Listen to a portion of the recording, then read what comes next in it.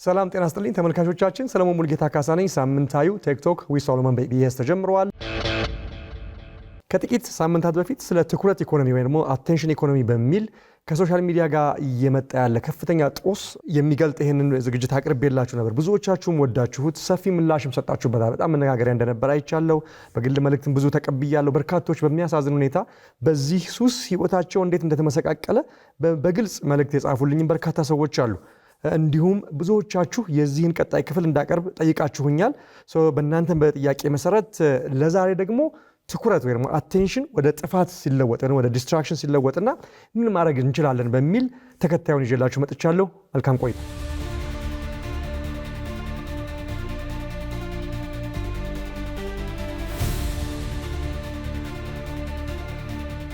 በጣም ግልጽ ሆነ ልናገረው የሚገባ አንድ እውነት አለ። ማለትም የትኩረት ኢኮኖሚ ወይ አቴንሽን ኢኮኖሚ በተለይ ሶሻል ሚዲያን በዋና ፕላትፎርምነት የሚጠቀመው ይህ አካሄድ ማለት ነው የንግድ ስራን መቀየርና እንደ ካቢላሜ ያሉትን የተወሰኑ የፈጠራ ባለሙያዎችን የሶሻል ሚዲያ ኢንፍሉዌንሰሮችን ባለጸጋ እያደረገ ብቻ አይደለም። ይህን እናውቃለን ሁላችንም። ይልቁንም የብዙ ሰዎችን ህይወት ጭምር በፍጹም በሚያስገርም ሁኔታ እየቀየረ ይገኛል። ለበጎ ግን አይደለም።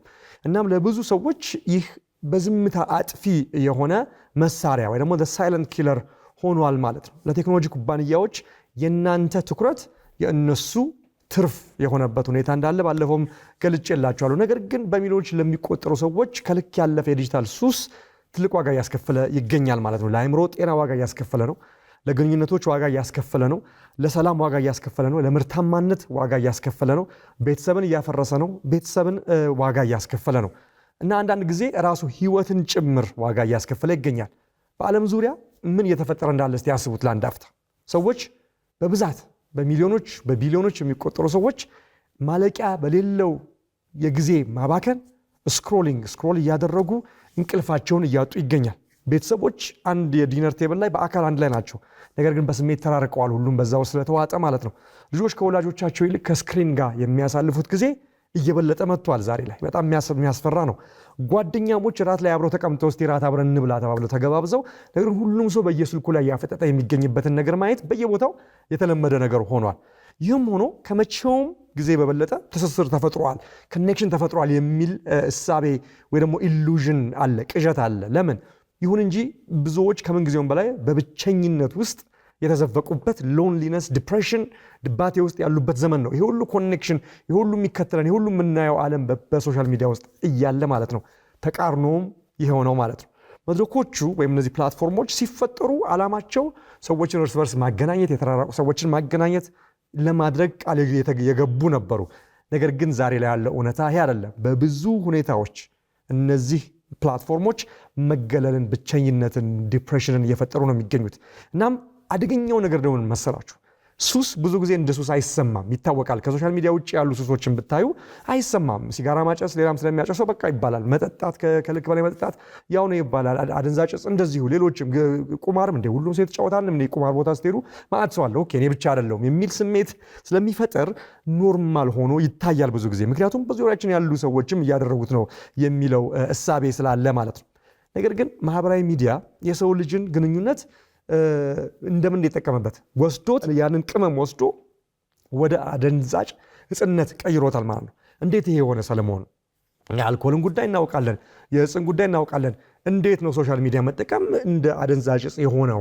ምን አይነት ፕሩፍ አለ ያላችሁ እንደሆነ ይህን ያደረገበት ነገር ነገሩን ይህንን ልምዱን ወይ ሱስ አስያዥነቱን ወደሚያደርጉ መሰረታዊ ባህሪያት ጨምቆ ከአይምሯችን ጋር ሳይንቲፊክ በሆነ መንገድ ያን በማስተሳሰር ነው። እንዴት ነው ያላችሁ እንደሆነ ማህበራዊ ሚዲያ እንዴት ሱስ አስያዥ እንደሆነ ለማወቅ አይምሯችን እንዴት እንደሚሰራ በጣም በትንሹ መረዳት ያስፈልገናል። ስለዚህ ስለሱ ትንሽ ላጫውታችሁ።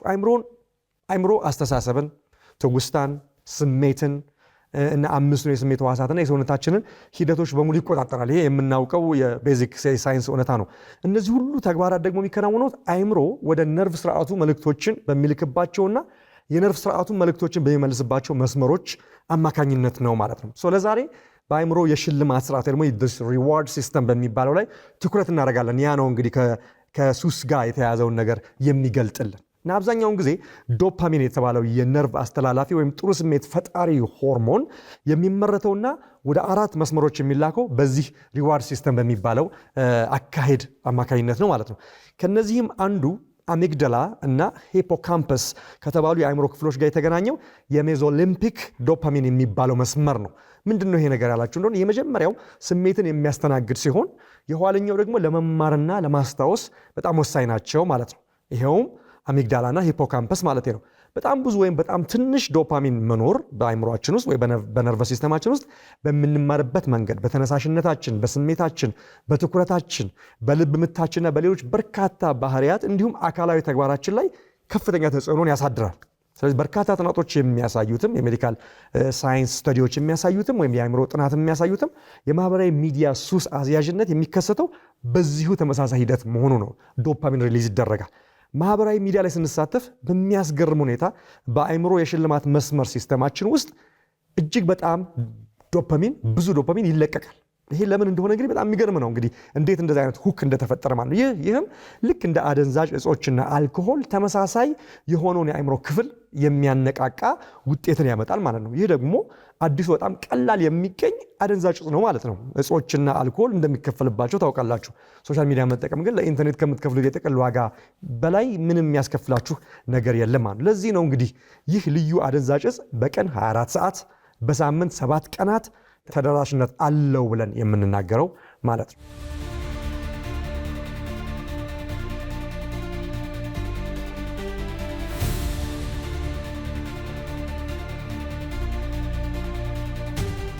እንዲሁም የዚህ አዲስ አይነት በጣም ርካሽ ወይም ነፃ የሚባል ሱስ ማለቂያ የሌለው በመሆኑ እጅግ በጣም የተትረፈረፈ እንደሆነ እናውቃለን። ለምን? ቲክቶክ ፊዱ አያልቅም አይደል? እናንተ ስክሮል ማድረግ እስካልደከማችሁ ድረስ 24 ሰዓት 365 ቀን ለአንዲትም ሰከንድ ሳይቋረጥ ኢንተርኔት ካልጠፋ በስተቀር ስክሮሉ ላይ ፊዱ አያልቅም። ሁሌ አዲስ ነገሮችን ያቀርባል። ከዚህ ላይ ደግሞ እናንተም ያን በተከታታይ እንድትፈልጉ ከጀርባ ያለው የኤአይ አልጎሪዝም ደግሞ ከዚህ በፊት የወደድነውን አይነት እንድንቀጥል ወይም ደግሞ ተመሳሳይ አዲሱን ነገር እንድናይ በቀጣይነት የሚገፋፋን አስተያየትና አዳዲስ ነገሮችን ፊት ለፊታችን ላይ ያመጣብናል እኛ አስከፍተን ስክሮል እስካደረግን ድረስ። ይሄ እንግዲህ ያለው እውነታ ነው። ከጥቂት ወራት በፊት በአሜሪካ የጤና ጥበቃ ዋና ኃላፊ ደግሞ ሰርጀን ጀነራል ዋናው ኃላፊ ዶክተሩ ማህበራዊ ሚዲያ በወጣቶች አእምሮ ላይ ስላለው ተጽዕኖ ከፍተኛ የሆነ የስጋት መልእክታቸውና የጥንቃቄ ምክር አስተላልፈው ነበር። የጉርምስናና የልጅነት ጊዜ እንደምታውቁት ለእድገት ለሰውነት ሙሉ እድገት ለአካል ለአእምሮ ሙሉ እድገት ወሳኝ የሆነው የሰው ልጅ የእድሜ ብራኬት ወይም ጊዜ ወቅት ነው እና ወጣቶች በማህበራዊ ሚዲያ ላይ ብዙ ጊዜ በሚያሳልፉ ጊዜ ለእድገታቸው እንደሚስተጓጎል የአእምሮ እድገታቸው በተለይ እንደሚስተጓጎልና ብዙ አደጋ ከአእምሮ ጋር የተያያዘ ከአስተዳደር ጋር ከአስተሳሰብ ጋር የተያያዘ ብዙ መዛባት እንደሚደርስባቸው እኚህ ዶክተር አጉልተው አሳይተዋል ማለት ነው። ዋናው ቁም ነገር ማህበራዊ ሚዲያ ለልጆቻችን በበቂ ሁኔታ በጥንቃቄ ዲዛይን ተደርጎ ደህንነቱን ጠብቆ የቀረበ ነው ወይ የሚል አስተማማኝ ማስረጃ ማንም ማቅረብ አልቻለም። ስለዚህ በጣም አዲክቲቭ ነው ማለት ነው፣ ደግሞ ሱስ አስያዥ ነው ማለት ነው። ይልቁን የማህበራዊ ሚዲያ አጠቃቀም ብዙ ጊዜ በልጆቻችን ላይ ከሚደርስ ጉዳት ጋር የተያያዘ መሆኑን በርካታ እንግዲህ ጥናቶች እያሳዩ ይገኛሉ። የኔም እየጨመረ የመጣው ስጋት ምንድን ነው? በተለይ ለወጣቶቻችን የአእምሮ የጤና ቀውስ ትልቅ አስተዋጽኦ እያበረከተ እንዳለ እንግዲህ ያ ይሰማኛል። የሚታወቅም የሚታይም ነገር ነው ማለት ነው።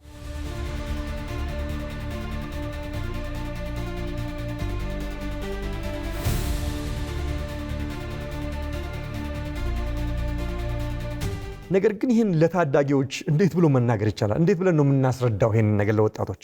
አንዲት በዚሁ ዕድሜ ውስጥ ያለች አሜሪካዊ የ18 ዓመት ወጣት ማሪያና ሜየርስ የተባለች ተማሪ የሃይስኩል ተማሪ ይህን ለእኩዮቿ በሚገባቸው መንገድ ለማሳየት እንግዲህ ሙከራ አድርጋለች። በአሜሪካ የአሪዞና ግዛት ውስጥ ተማሪ የሆነችው ወጣት የእንግሊዝኛ ትምህርት ክፍሏ ላይ ኤሴ በሚመስል መንገድ ይህንን የማህበራዊ ሚዲያ ሱስ መያዝ ምን እንደሚመስል የሚያሳይ እንደ አኒሜሽን የመሰለ ነገር ነው ያቀረበችው። ርዕሱ ራሱ ኖሞፎቢያ ይሰኛል ወይ ደግሞ ኖ ሞባይል ፎቢያ የተሰኘ አኒሜሽን ያዘጋጀችው ማለት ነው። ፎቢያ ማለት እንደምታውቁት የአንድ ነገር ፍርሃት ማለት ነው።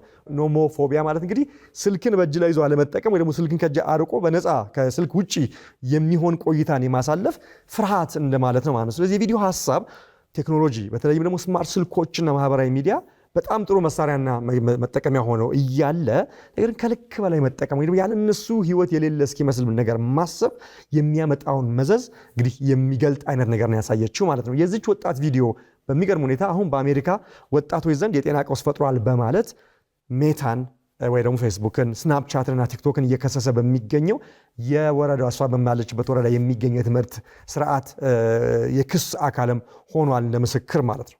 አንድ በዚህ ውስጥ በጣም የሚገርም ነገር ልንገራችሁ። የነዚህ ፕላትፎርሞች አሁን የጠቀስኩላችሁ ፕላትፎርሞች እንግዲህ ፈጣሪ አላቸው፣ ሲኢኦዎች አሏቸው፣ ባለቤት አላቸው አይደለም። ባለቤቶቹ ሲኢኦዎቹ ቤተሰብ ያሏቸው፣ ብዙዎቹ ቤተሰብ አላቸው፣ ልጆች አሏቸው። በሚያስገርም ሁኔታ ልጆቻቸው ራሳቸው ከፈጠሩት ፕላትፎርም በፍጹም እንዳይጠቀሙ ከዛ ያርቋቸዋል። የፈጣሪዎቹ የሲኢኦዎቹ የባለቤቶቹ ልጆች ራሳቸው የፈጠሩትን ፕላትፎርም እንዳይጠቀሙ ነው የሚያደርጉት መዘዙን ስለሚያውቁት። ነገር ግን ለቢሊዮኖች ለጥቅም እንዲሆን አድርገው ውለውታል። ላይ በጣም እንቆቅልሽ ነው ማለት ነው። ስለዚህ ምንም እንኳን እንደ ካሊፎርኒያና ዋሽንግተን ባሉ የአሜሪካ የግዛቶች ውስጥ ወይ ደግሞ በመላ ሀገሪቱ ተመሳሳይ ክሶች ቢመሰረቱም የማህበራዊ ሚዲያ ተደራሽነት ግን አሁንም በሁሉ ቦታ ለሁሉም በቀላሉ ይገኛል ማለት ነው። ቀላል ስላልሆነ ማስቆም ወይ ደግሞ መቆጣጠር፣ በመጠኑ መጠቀም እንግዲህ ከሁላችን የሚጠቀም የግል ኃላፊነት መሆኑ መታወቅ አለበት። ከባድ ነገር ቢሆንም ለዚህ ነው የዶፓሚን ጾም ወይ ደግሞ ዶፓሚን ፋስቲንግ ማድረግ መለማመድ ያለብን። ሁልጊዜ ያን ነገር ፊድ ለማድረግ ክሬቭ አለማድረግ፣ አለመራብ እና ሶስቱን ሲዎች አንደርስታንድ ማድረግ፣ ኮንትሮል ወይ መቆጣጠር፣ ኮምፐልሽን ወይ የሚገፋፋን ነገር ወይ ደግሞ ኮንሲኩዌንስስ ወይ ደግሞ ውጤት ወይ ደግሞ መዘዝ የሚለውን ነገር በጣም ማወቅ አለብን። ከሶሻል ሚዲያ ጋር በተያያዘ ማለት ምን ማለት ነው? ከቁጥጥር ውጪ በሆነ መንገድ የምንጠቀም ከሆነ አንጠቀም እኮ አይደለም። ከቁጥጥር ውጪ በሆነ መንገድ የምንጠቀም ከሆነ አንድ አይደል። ሁለተኛ ደግሞ በራሱ ጊዜ የሚገፋፋ ከኛ ቁጥጥር ውጪ በቃ ብዙዎቻችን እኮ ማስላችን ራሱ ከስልካችን ጋር አድርጎ ሄዶ አይኮንን የሚከፍትበት ማስል ሜሞሪ ሆኗል እኮ። የሚገርመው እኮ ነው። አንዳንዴ እኮ አይምሮአችን እኮ አይደለም የሚነግረን እኮ ኮምፐልሽኑ ነው። በቃ አናቆም እንዳደረግ ነው። በቃ አንስተን ኔክስት ቲንግ ዊ ኖውስ የሆነ ሶሻል ሚዲያ ላይ ሄደን ስክሮል እያደረግን ነው ራሳችን የምናገኘው። ፈልገን እስቲ ሄጄ ይሄን ላድርግ ብለን አይደለም። ኮምፐልሽን ሆኗል። በቃ የፓርት ኦፍ አወር ማስል ሚሞሪ ሁሉ ሆኗል። ስለዚህ እንደዛ አይነት ነገር ውስጥ ገብተን ከሆነ ሁለተኛ ኮምፐልሽን ምንለው ማለት ነው። ሶስተኛ ኮንሲኩዌንስ ነው። በአጠቃቀማችን ምክንያት ብቸኝነት፣ ዲፕሬሽን፣ የኛ ደስታ የማጣት ነገር ካለ ያን በማንጠቀም ጊዜ ደግሞ ዳውን የምንሆን ከሆነ ልክ እጽ በማይወሰድ ጊዜ ሱሰኛ እንደዛ እንደሚሆን እንደዛ ከሆነ ችግር ላይ ነን ማለት ነው። ስለዚህ ያንን ባህሪያችንን በጥልቀት መመርመር፣ ካውንስሊንግ ኮንሰልቲንግ መውሰድ፣ ቴራፒ ካስፈልገ መውሰድ፣ ሌሎች ተለዋጭ የህይወት መስተጋብሮችን ለመፈጸም መሞከር ማድረግ ያስፈልጋል። ምክንያቱም በጣም ከባድ ስለሆነ ማለት። ነገር ግን ጉዳቱ በሱስ ብቻ አያበቃም። ከዚህም የበለጠ አደገኛ የሆነ ነገር አለ። ጥላቻ የሚባለው ነገር ነው። በሚያስገርም ሁኔታ ደግሞ ማህበራዊ ሚዲያ ወይም ሶሻል ሚዲያ በሰው ልጅ ታሪክ ውስጥ ጥላቻን በከፍተኛ ፍጥነት ከሚያቀጣጥሉ ኃይለኛ ነገሮች ውስጥ አንዱ ሆኗል። ጥላቻ የነበረ ነው በሰው ልጆች ታሪክ ውስጥ። ነገር ግን ይሄ ቴክኖሎጂ መምጣቱ ያንን የጥላቻ ሁኔታ በፈጣን ሁኔታ ስፕሬድ እንዲያደርግ እንዲሰራጭ ለማድረግ ትልቁ መሳሪያ ቁስ ሆኗል ማለት ነው። ለምንድን ነው እንደዚህ የሆነው? የሰው ልጅ ክፋት፣ የሰው ልጅ ጥላቻ የነበረ ነው። ሶሻል ሚዲያ ይሄን አላመጣም። ለምን? በጣም ጥሩ ጥያቄ ነው። ለምን መሰላችሁ? እነዚህ ፕላትፎርሞች እነዚህ ሶሻል ሚዲያዎች ሲፈጠሩ ዲዛይን አደራረጋቸው፣ አልጎሪዝማቸው፣ ከጀርባ ያለው ኮምፒውቴሽን የሶፍትዌር አደረጃጀትና አሰራር ከፍተኛ የስሜት መነሳሳትን ወይም ደግሞ ይሄ ኢሞሽናል ኢንቴንሲቲን ስለሚያበረታቱ ነው። ለቧልቱም፣ ለሚሙም፣ ለቀልዱም፣ ለሚያስቀውም፣ ለሚያስገርመውም፣ ለውሸቱም፣ ለጥላቻውም፣ ለቁጣውም፣ ለንዴቱም ያንን አድርገው እዛ ላይ እንድትቆዩ ስለሚያደርጉ ነው ማለት ነው። ስለዚህ ጥላቻ ደግሞ በተለይ በሚያስደንቅ ሁኔታ የሰዎችን ትኩረት የመሳብ ፓወር አለው። ፍቅር ነው ያን ማድረግ ያለበት አይደል? ነገር ግን ጥላቻ ሰውን ይስባል፣ አትራክት ያደርጋል፣ አቴንሽን እንድንሰጠው ያደርጋል። በተለይ ፍርሃት፣ ቁጣ፣ ጎጠኝነት በፍጥነት ይሰራጫሉ። እናም በሚያሳዝን ሁኔታ ጥላቻ እጅግ በጣም ፈጣን በሆነ ስፒድ ወይ ፍጥነት ይሰራጫል ማለት ነው። ይህ ማለት የዲጂታል መድረኮች እና የሶሻል ሚዲያዎች ሳያስቡት መቼም ጥላቻን ይግድ ለማሰራጨት ፈልገው አይደለም፣ አቴንሽን ኢኮኖሚውን ለማምጣት ሰውን እዛ ላይ 24 ሰዓት ለመጣድ እንጂ እዛ ላይ የሚደረገውን ነገር ጥላቻ ሆኖ እንዲሆን ለማድረግ አይደለም። ግን ያ የሆነ ነው ያለው። ሳያስቡት የብሔር መከፋፈልን፣ የዘር ጥላቻን፣ የውጭ ሀገር ዜጎች ጥላቻ ወይ ደግሞ ዜኖፎቢያ የሚባለውና የሃይማኖት አክራሪነትን እንደ አደገኛ የሐሰት መረጃዎች ሊያባብሱ ይችላሉ ማለት ነው። ይህንን በዓለም አቀፍ ደረጃ ተመልክተናል። አፍሪካም ከዚህ ነፃ አይደለችም። እንዲሁም በሰሞኑ የምታዩት በደቡብ አፍሪካ እየሆነ ያለው በውጭ ሀገር ዜጎች ላይ ያነጣጠረ የጥላቻ ወይም ዜኖፎቢክ ውጥረትን አስቡ። ይሄ ደግሞ በሶሻል ሚዲያ የበለጠ እየተጋጋለ እንደሆነ እናውቃለን። እንዲያየንም ስለሆነ ነው። ስለ ስደተኞች የሚነዙ አሉታዊ ትርክቶች በኢንተርኔት ላይ በፍጥነት ይሰራጫሉ ያሉት። አሉባልታ የብዙዎች መነጋገሪያ ወይ ትሬንድ ይሆናል አይደል? ስክሮል ላይ ይመጣል። መነጋገሪያ ወደ ብስጭት ያድጋል። ሰው ያንሲያ ይናደዳል። በሁለቱም ሳይድ ያለው ብስጭቱ ወደ ቁጣ ይለወጣል። ቁጣው ደግሞ የእውነት የህይወት መዘዝ ላይ፣ ግድያ ላይ፣ ስቃይ ላይ፣ ድብደባ ላይና አሰቃቂ ነገሮች ላይ ይሸጋግራል ማለት ነው። ስለዚህ ይሄን በድንገት ደግሞ ይሄ ምን ይሆናል? የዚህ ዲጂታል ዓለም መርዛማነት ወደ አካላዊ ጥቃት ይቀየራል ማለት ነው። እዛ ላይ እኮ መሰዳደብና መለፋለፍ ብቻ ሆኖ ቢቀር አንድ ነገር ነው። ነገር ግን እዛ ዲጂታል ዓለሙ ላይ የምናየው ነገር ጥላቻው፣ ስድድቡ፣ ቢተርነሱ፣ የልብ ክፋቱ ወደ አካላዊ ጥቃት ደግሞ ሲቀየር እናየዋለን ማለት ነው። ማህበራዊ ሚዲያ ከእንግዲህ መዝናኛ ብቻ አይደለም፣ ወይ ደግሞ ቨርቹዋል ዓለም ብቻ አይደለም። በፍጹም ይህን በጣም መረዳት አለብን። በሀገር አቀፍ ደረጃ የህዝብን ስሜት ሊቀርጽ ይችላል። ማህበረሰቦችን ሊያተራምስ ይችላል። መከፋፈልን ሊያቀጣጥል ይችላል። የገሃዱን ዓለም ግጭት ሊያባብስ ይችላል። ከእንግዲህ አደጋው የተሳሳተ መረጃ ብቻ እየተሰራጨ ነው፣ ውሸት ነው እዛ ላይ የሚል ብቻ ሳይሆን አደጋው ስሜትን እንደ ጦር መሳሪያ እየተጠቀመ በገሃዱ ዓለም ላይ ከፍተኛ የሆነ አሉታዊ ጫና ሊፈጥር ይችላል፣ እየፈጠረም ነው።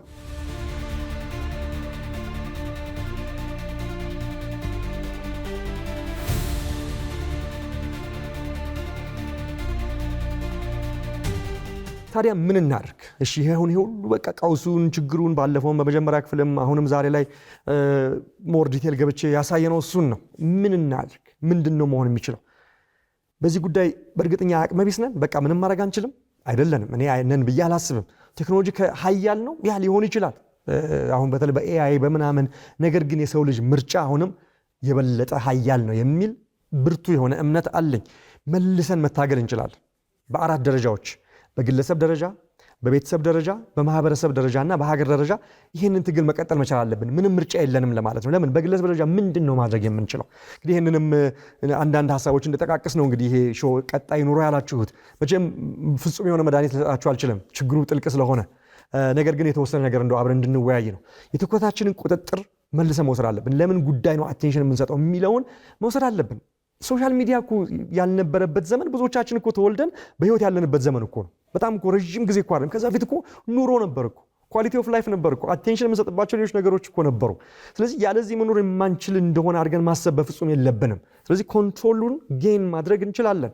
ይሄን በጣም ማሰብ አለብን። እኔ ቴክኖሎጂ እየተጠቀምኩ ነው ወይስ ቴክኖሎጂን እየተጠቀመ ነው የሚለውን ነገር ራሳችሁን አጥብቃችሁ ጠይቁት። ቀላል ልማዶች ትልልቅ ለውጥን ያመጣሉ አይደለ? አላስፈላጊ ማስታወቂያዎችን፣ ኖቲፊኬሽኖችን እስቲ አጥፉ። ስልካችሁ ላይ ሄዳችሁ ከፊት እንዳይመጣ ሄዳችሁ እንዳታዩ ኖቲፊኬሽኖችን ኦፍ በማድረግ ጀምሩ። እስቲ ትንንሽ ሜጀሮች ናቸው የሚጠቅሟችሁ። ከስክሪን ነፃ የሆኑ ሰዓታትን መድቡ። ስልኩ ራሱ ያን የሚሰጣችሁ ኖቲፊኬሽን አለ፣ እሱን አድርጉ። ማለቂያ የሌለውን ስክሮል ቀንሱ። በቃ ታገሉ ከራሳችሁ ጋር። ልክ እንደ ትልቅ ሱስ አድርጋችሁ ቆጠሩና ታገሉ። ወጣ ብላችሁ ወክ አድርጉ። ከሰዎች ጋር ሻይ ጠጡ። ሻይ ስትጠጡ ስልካችሁ ወይ ቦርሳችሁ ወይ ኪሳችሁ ውስጥ ክተቱ። አታውጡት። ሳይለንት የማድረግ ነገር እንልመድ። የተለያዩ እንቅስቃሴዎችን እናድርግ። ከሰዎች ጋር ጊዜ እናሳልፍ። እነዚህ ነገሮች ትንንሽ ይመስላሉ፣ ግን የኖርንባቸው መስተጋብሮች ስለሆኑ አሁን በቅርብ መጥቶ የእኛን ህይወት እየመረዝ ያለውን ሶሻል ሚዲያ ማሸነፍ ይችላሉ ማለት ነው።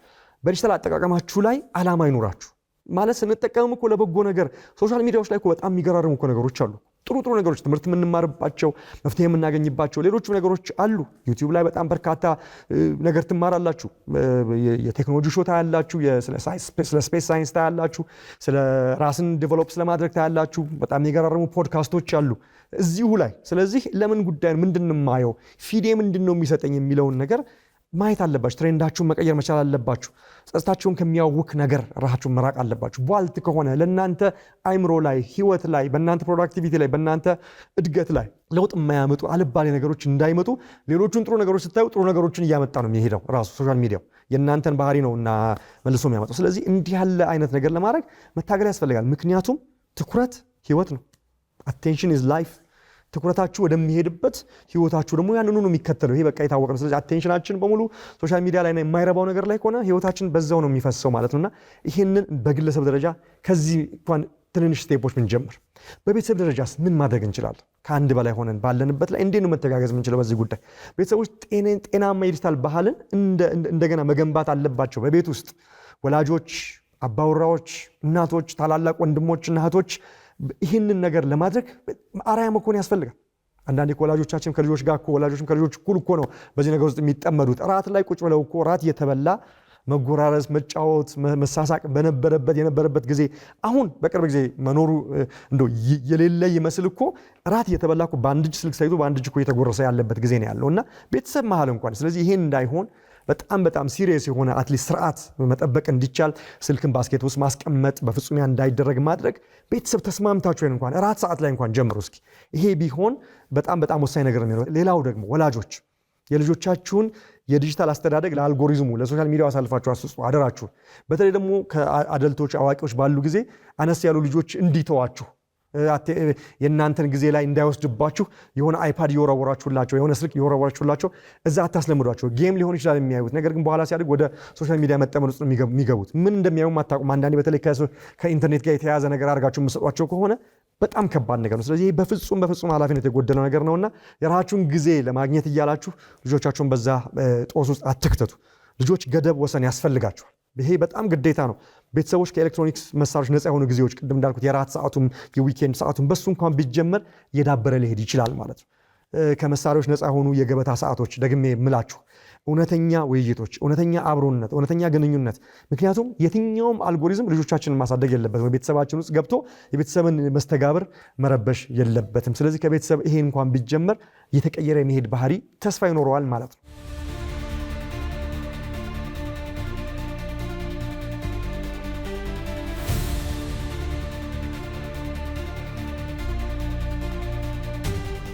በማህበር ደረጃስ ምን እናደርግ? እንደው ሰፋ አድርገን ከቤተሰብ ከግለሰብ ወጥተን ምንድነው የምናደርገው? አይ ቲንክ በሰፊው የዲጂታል እውቀት ወይም ዲጂታል ሊትሬሲ የሚያስፈልገን ይመስለኛል። ሰዎች የሚከተሉትን ጥያቄዎች መጠየቅን መማር አለባቸው። ይሄ እውነት ነው? ሶሻል ሚዲያ ላይ የምናየው ነገር እውነት ነው? ይህን የፈጠረው ማን ነው? ይህስ ይጠቅመኛል? ይሄ ሁልጊዜ በህይወቴ ሲመጣ ምን ያደርግልኛል? በማመኔስ ምን እጠቀማለሁ? በማየቴስ በተደጋጋሚ ምን እጠቀማለሁ? ምንስ እጎዳለሁ? ምን አይነት ስሜትን ለመቀስቀስ እየሞከረ ነው? ሂሳዊ አስተሳሰብ ወይም ክሪቲካል ቲንኪንግ ከግለሰብ ከቤተሰብ ወጥቶ በማህበረሰብ ደረጃ ያስፈልጋል። የምርጫም ጉዳይ አይደለም፣ የህልውና ጉዳይ ነው። ስለዚህ የዲጂታል እውቀትን ያለው ማህበረሰብ ለማታለልና እንደፈለጉ ለመዘወር ከባድ ስለሚሆን በማህበረሰብ ደረጃ ይሄ ቢደረግ፣ በኮሚኒቲ ደረጃ ኦርጋናይዝድ የሆኑ የዲጂታል ሊትሬሲዎች፣ እንደዚህ አይነት የተለያዩ የማንቂያ ስርዓቶች በማህበረሰብ ደረጃ በላይብራሪዎች ውስጥ፣ በወረዳዎች ውስጥ፣ በፐብሊክ ጋዘሪንግ ላይ ቢደረግ አይ ቲንክ እጅግ በጣም ወሳኝ ነገር ይመስለኛል። ከባድ ሊሆን ይችላል ለመጀመር፣ ሰክሰስፉል ላይሆን የሚችል ይመስላል። ነገር ግን መሞከር እጅግ በጣም ወሳኝ ነው። እንደ ማህበረሰብ በዋናነት በሀገር አቀፍ ደረጃ ምን ማድረግ እንችላለን? ሀገራት ስትራቴጂካዊ በሆነ መንገድ ማሰብ መቻል አለባቸው። ይሄ በጣም የታወቀ ነገር ነው፣ ወይ ደግሞ መታወቅ ያለበት ነገር ነው። በተለይ ይሄ ለኢትዮጵያ እጅግ አስፈላጊ ጉዳይ ነው። በሚከተሉት ዘርፎች ላይ በእኔ እይታ ከፍተኛ የሆነ ኢንቨስትመንት ወይም መዋለ ንዋይ ቢፈስ ጥሩ ነገር ይመጣል ብዬ አስባለሁ። በዲጂታል እውቀት ላይ፣ በኤአይ እውቀት ላይ፣ በሳይበር ግንዛቤ ላይ እና ሀገር በቀል የይዘት ስነ ምህዳሮችን በማስፋት ላይ የራሳችንን ባህል የራሳችንን ማነጽ የሚችሉ ጥሩ ነገር የሚያደርጉን ስንዝናናም በልኩ የሚያደርገንን ነገር ላይ ብናተኩር አይ ቲንክ ትልቅ ነገር ነው። ይሄ ደግሞ ኢንቨስትመንት ይጠይቃል። ምክንያቱም የነገው ትግል ከእንግዲህ በአካላዊ መሰረተ ልማት ላይ ብቻ ያተኮረ እንዳይመስላችሁ። በዲጂታል ዓለሙ ላይ የሚሆነው ነገር ወደ ገሃዱ ዓለም መጥቶ የሚጎዳው ጉዳት በጣም ትልቅ ስለሆነ ትርክትን መቆጣጠር ኮንትሮሊንግ ዘ ናሬሽን በጣም ወሳኝ ነው። እውነትን መጠበቅ ጋርዲንግ ዘ ትሩት በጣም ወሳኝ ነው፣ ውሸት እንዳያሸንፍ። እንዲሁም ጠንካራ ማህበረሰብን መገንባት በጣም ወሳኝ ነው። ይህ ቀድመው የሚረዱ ሀገራት ይህንን በፍጹም ቀድመው የሚረዱ ሀገራት የወደፊቱን ዘመን የዲጂታሉንም የማህበራዊ መድረኩንም የኤአይውንም ዘመን በጠንካራ አቋም ሆነው ተቋቁመው ሊሻገሩት ወይም ሊሄዱበት ይችላሉ ማለት ነው።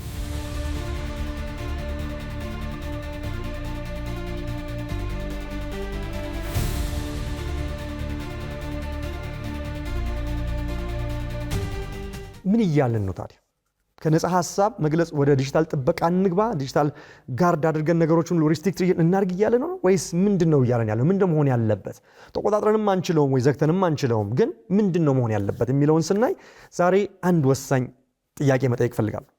ማህበራዊ ሚዲያ መንግስታት ከእንግዲህ ችላ ሊሉት እስከማይችሉ ድረስ ሀያል ሆነዋል ወይ የሚለውን ጥያቄ ሁላችሁም አስቡ። መንግስታት እንኳን ሊቆጣጠሩት የማይችሉት ሀያል መሳሪያ ሆነዋል ወይ? በእኔ እይታ አዎ ነው። ለምን? አንዳንዶቹ ነገሮች እናያለን።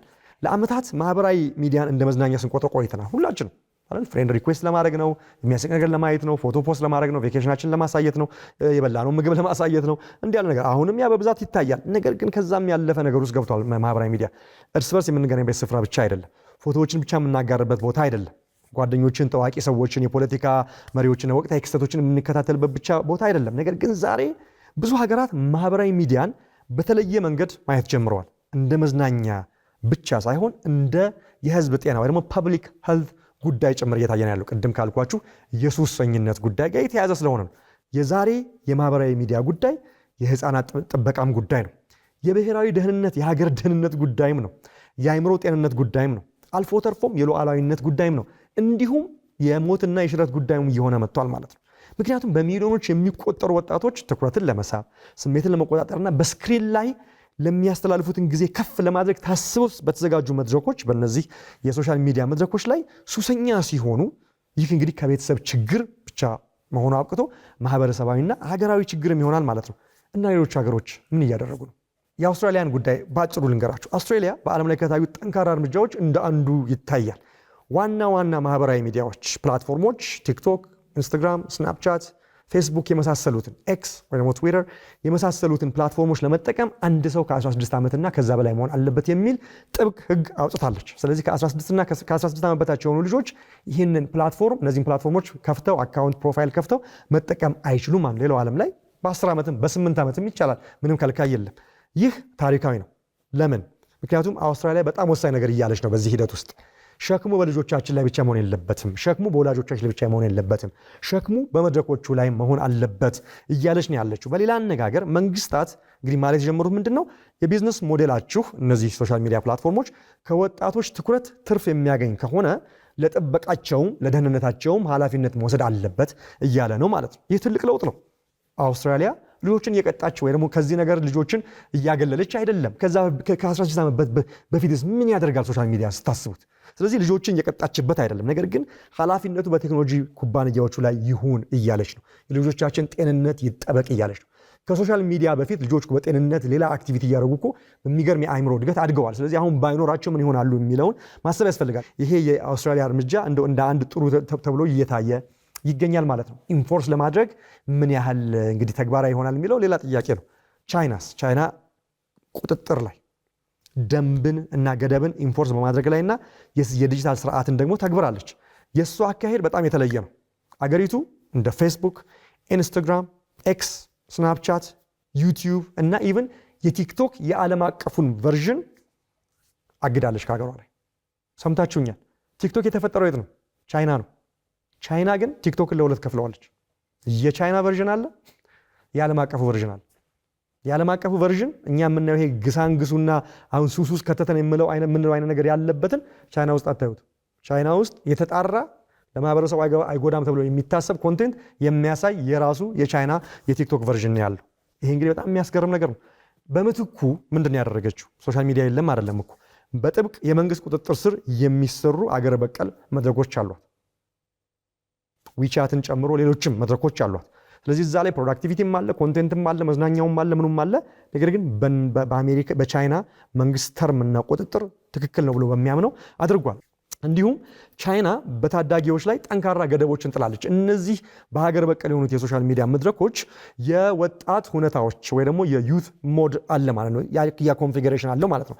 ስለዚህ አልጎሪትሙ የዩት ሞድ ላይ መሆኑን ሲያይ ሴፍ የሆነን ነገር ለወጣቶቹ የሚያሳይበት ሁኔታ ያለበት እውነታ ማለት ነው። በአልጎሪዝም በቀጥታ ስርጭት ላይቭ ስትሪም፣ በኦንላይን ሱስና ጎጂ ይዘቶች ላይ ደግሞ ጠንካራ ደንቦች አሏት ቻይና። እንግዲህ በቻይና የፖለቲካ ጉዳይ ላይ ብዙ ልንከራከር እንችላለን። ይሄ ውይይት የፖለቲካ ውይይት ስላልሆነ ይሄ እንትንነት ነው፣ ዲክቴተርነት ነው፣ ዲሞክራሲ መከልከል ነው፣ ነፃ ሀሳብ መከልከል ነው የሚለው ውይይት ሌላ አጀንዳ ይሁንና በዚህ ሀሳብ ልዩነት ሊኖር ይችላል በብዙ ፖለቲከኞች ወይም ፖለቲካ አናሊስቶች መካከል። ነገር ግን አንድ ነገር ግልጽ ነው። ከዚህ አንጻር ምንድን ነው ግልጽ የሆነው? ዲጂታል መድረኮች ገለልተኛ እንዳልሆኑና ቻይና ቀደም ብላ ተደርታለች ማለት ነው። ዝም ብሎ እዛ ጋ ያለ መዝናኛ ብቻ አይደለም ያለችው። ይሄ በጣም ወሳኝ በሀገር ላይ፣ በማህበረሰብ ላይ፣ በግለሰብ ላይ፣ በቤተሰብ ላይ ትልቅ ጦስ የሚያመጣ እንደሆነ በመረዳቷ ባህሪን ይቀርጻሉ፣ ባህልን ይቀርጻሉ፣ ታማኝነትን ይቀርጻሉ፣ ብሔራዊ ስነ ልቦናን ይቀርጻሉ። ይሄ እውነት ነው። ይህንን ደግሞ ቻይና ቀድማ ስላወቀች የዲጂታል ምህዳሩን እንደ ስትራቴጂካዊ የሀገር ግዛት ልክ እንደ ሶቨረንቲ እንደ ቴሪቶሪ እንደ ድንበር አይታ ነው እንግዲህ እየገዛችው የተቆጣጠረችው ያለችው ማለት ነው። ሌሎችም ሀገራት በተለያዩ አቅጣጫዎች እየተንቀሳቀሱ ነው። ብዙውን ጠቅሶ ጊዜም አይበቃንም። አንዳንዶች እድሜያቸው ያልደረሱ ልጆች እንዳይጠቀሙ ይከለክላሉ። አውስትራሊያን ጠቅሻለሁ። አንዳንዶች የወላጅን ፍቃድ ኮንሴንት እንዲኖር ያደርጋሉ፣ ያለዛ ልጆች እንዳይከፍቱ ያደርጋል። አንዳንዶች ሱስ አስያዥ የሆኑ የዲዛይን አሰራሮችን ይገድባሉ። አንዳንዶች በታዳጊዎች ላይ ያነጣጠሩ ማስጠንቀቂያዎችን ይከለክላሉ። አንዳንዶች ደግሞ አልጎሪዝሞችን ይቆጣጠራሉ፣ ከኋላ ሄደው ይሞክራሉ። አንዳንዶች መድረኮች ወይ እነዚህ ፕላትፎርሞች ጎጂ ይዘቶችን እንዲያነሱ ያስገድዳሉ ሲወጡ ወይ ከወጡ በኋላ። አንዳንዶች የእድሜ ማረጋገጫን ይጠይቃሉ፣ ሀገሮች ነው የምላችሁ። አንዳንዶች የውጭ ሀገር መድረኮችን ያግዳሉ፣ ቻይናን ጠቅሻለሁ እንደ ምሳሌ። አንዳንዶች የውጭ ሀገር ዲጂታል ስነ ምህዳሮችን የሀገር ውስጥ ያበረታታሉ ከውጭ ሀገሩ በላይ። አንዳንዶች ማህበራዊ ሚዲያን እንደ ብሔራዊ ደህንነት ጉዳይ አድርገው ይቆጣጠሩታል። ኢንዲያ አንዷ ነች፣ ቲክቶክን ከልክላለች አሁን ኢንዲያ የናሽናል ሶቨረንቲ በሚል። ዓለም እየነቃ ይመስላል ከዚህ አንጻር። ከባዱና ፈታኙ እውነታ ግን ይህ ነው። የትኛውም ሀገር ይህንን የዘመናችንን ከፍተኛ ቀውስ ሙሉ በሙሉ መፍታት የሚችልበትን መድኃኒት አላገኘም። ስለዚህ የተገኘና ይሄ ነው መፍትሄው የሚባልለት ዓለም እየተሞከረ ነው ማለት ነው። ምክንያቱም የማህበራዊ ሚዲያ ሱስ የቴክኖሎጂ ጉዳይ ብቻ አይደለም፣ ስነ ልቦናዊ፣ ኢኮኖሚያዊ፣ ባህላዊና ኢቭን መንፈሳዊም ጭምር ነው። ጉዳዩ የብቸኝነት ጉዳይ ነው። የእውቀት ተቀባይነትን የማግኘት ጉዳይ ነው። የማንነት የአይደንቲቲ ጉዳይ የሆነ መጥቷል። አይደንቲቲ ክራይሲስ በዛ ጋር እየመጣ ነው ያለው። ነገሮች ያልፉኛል ብሎ የመስጋት እኔ እዛ ሶሻል ሚዲያ ላይ ባይሆን እኮ እያለፈኝ ነው፣ ያልፉኛል ጉዳዮች፣ ከሰው ጋር እኮ አብሬ ያልተቀላቀልኩም የሚል ፍርሃት ነው። ስለዚህ መግባት አለብኝ የሚለው ነው። የመታየት ፍላጎት ነው። ኖቲስ የመደረግ ፍላጎት ነው። አለው የመባል ፍላጎት ነው። ላይክ የመደረግ ፎሎ የመደረግ የመደነቅ ፍላጎትም ነው። የአንድ ማህበረሰብ አካል የመሆን ፍላጎትም ነው። ስለዚህ እነዚህ መድረኮች ደግሞ እነዚህን የሰው ልጅ ፍላጎቶች ወደ ንግድ ስልት፣ ወደ ቢዝነስ ሞዴል፣ ወደ አቴንሽን ኢኮኖሚ ቀይረውታል ማለት ነው። ይሄ ነው እንግዲህ በጣም ነገሩን የበለጠ የተወሳሰበ የሚያደርገው ማለት ነው። ስለዚህ ኢትዮጵያ ምን ማድረግ አለባት? ምን መማርስ አለባት? ለኢትዮጵያ ዋናው ትምህርት የአንድን ሀገር አካሄድ በጭፍን መቅዳት አይደለም አይደል? ይሄ ትምህርት ይሄ መሆን የለበትም። ኦኬ አውስትራሊያ ይሄን ሀገር እናርግ፣ ቻይና ሳይሆን የራሳችንን አውድ ወስደን ከሁሉም ቤስት የሆነውን ነገር ወስደን የራሳችንን ስትራቴጂ የሶሻል ሚዲያ ስትራቴጂና የራሳችንን ህዝባችን የመጠበቅ ጉዳይ በጣም አስፈላጊ ነው ብዬ አስባለሁ። ስለዚህ ከዚህ አንጻር ፈጠራን ኢኖቬሽንን ሳንገድል ወይ ደግሞ ሀሳብን የመገላለጽ ፍላጎታችንን ሳንገድል ልጆቻችንን ግን መጠበቅ አለብን። ፍርሃትን ሳንፈጥር የቴክኖሎጂ መድረኮችን መቆጣጠርና ማስተዳደር አለብን። ፍርሃት ሳንፈጥር ግን ቁጥጥሩ ያስፈልጋል። ስለዚህ በእኔ እይታ የተወሰኑትን እንደው ቢሆን ብዬ የማስበውን አካፍላችኋለሁ።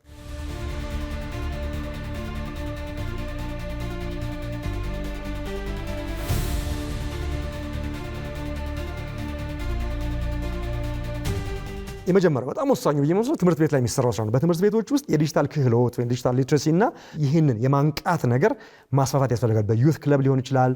በጣም በተለያዩ መንገዶች ትምህርት ቤት ውስጥ ይሄ መሰራት አለበት። ወጣቱ ያለው እዛ ነው። ሁለተኛ ለወጣቶች የዲጂታል ስኪል እና የኤአይ ስኪሎችን የዲጂታል ሚዲያ አጠቃቀምን ግንዛቤ መፍጠር ያስፈልጋል። በማህበረሰብ ደረጃ በላይብራሪዎች ውስጥ፣ በወረዳዎች ውስጥ፣ በክለቦች ውስጥ፣ በፐብሊክ ጋዘሪንግ ላይ የሚሆን ነው። ሶስተኛው በኦንላይን ለሚሰራጩ የጥላቻ ንግግሮች፣ የብጥብጥ ቅስቀሳዎችና የተቀናጁ ማጭበርበሮች ላይ ጠንካራ ቅጣትና ሕግ መተግበር ያስፈልጋል። አይ ቲንክ የተወሰነ አሰራር እንዳለ አስባለሁ። በጣም አጠናክሮ መቀጠል ያስፈልጋል። አራተኛ ልጆችን ሱስ ከሚያስይዙ አሰራሮች፣ ዲዛይኖችና ጎጂ ይዘቶች መጠበቅ ያስፈልጋል። ይህ እንግዲህ በጣም ከፍተኛ ጥናት ሪሰርችና የባለሙያዎች ተሳትፎ የሚያስፈልግ ይመስለኛል። አምስተኛው በሀገር ውስጥ ይዘቶች ላይ ትኩረት አድርጎ በዛ ላይ መዋለ ንዋይ አፍስሶ እንደዚህ አይነት ክሬተሮች ያሉትን ባህላችንን የማይጎዳ የሚያንጽ፣ የሚያስተምር፣ የሚያሳድግ ነገር የሚያደርጉ የሶሻል ሚዲያ ክሬተሮችን እንደዚህ አይነት የክሬቲቭ ወጣቶችን አንደኛ እነሱም ገንዘብ ያገኙበታል። ሁለተኛ ማህበረሰቡ የሚማረው በጎ ነገርን ማብዛት ይቻላል ማለት ነው ከግሳንግሱ ውጪ። ስለዚህ እዚህ ላይ ኢንቨስት አድርጎ መስራት ያስፈልጋል ብዬ አስባለሁ።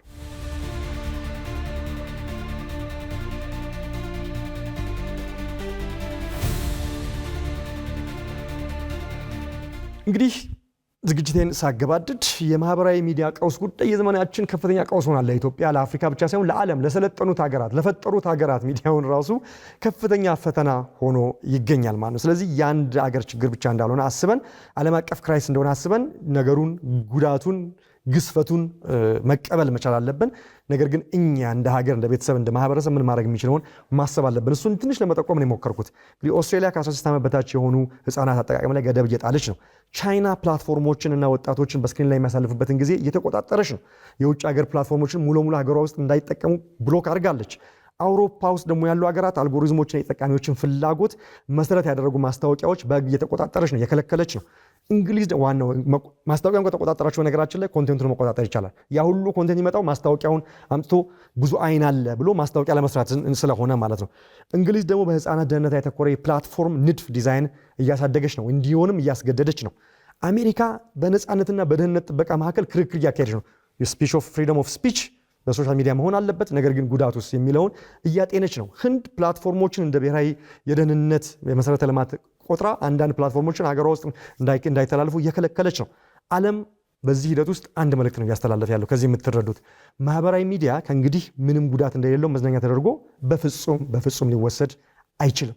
ስለዚህ ወላጆች ይሄን አስቡ። ልጆቻችሁ ቲክቶክ ላይ ሲሄዱ እያየች ነው ራሳችሁም ስታደርጉ በቃ ዝም ለመሳቅ እኮ ነው የገባሁት የሚባል ነገር የለም። ሱስ ነው፣ ጉዳት ነው፣ ወጥመድ ነው ማለት ነው።